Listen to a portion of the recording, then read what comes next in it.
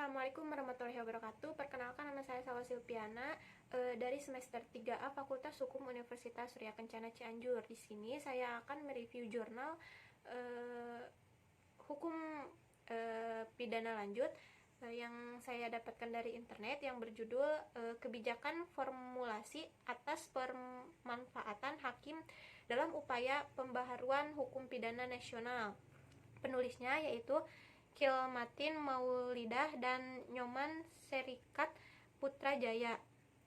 Indonesia merupakan negara kesatuan yang berlandaskan Pancasila, juga sebagai negara hukum sebagaimana tertuang dalam penjelasan Undang-Undang 1945.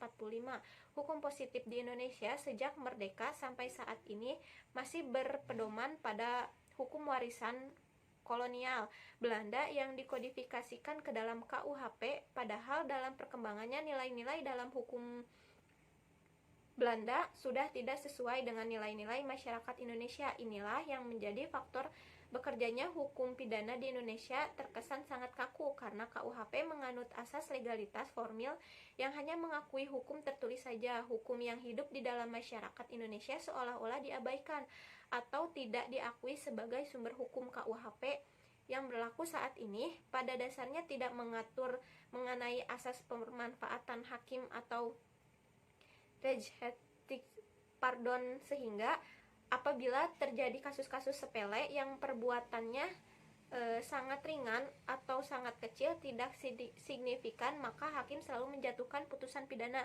seolah-olah hakim untuk memaafkan terdakwa, sebab hakim hanya berpedoman pada KUHP yang sangat kaku dengan merumuskan suatu tindak pidana semata-mata hanya jika telah memenuhi rumusan pasal dalam undang-undang. Ironisnya, ketika KUHP yang berlaku saat ini merupakan warisan kolonial Belanda yang tidak mengatur tentang asas pemaafan hakim, di Belanda telah memasuki pasal 94 yang mengatur masalah permaafan hakim sebagai pembaharuan kebijakan formulasi.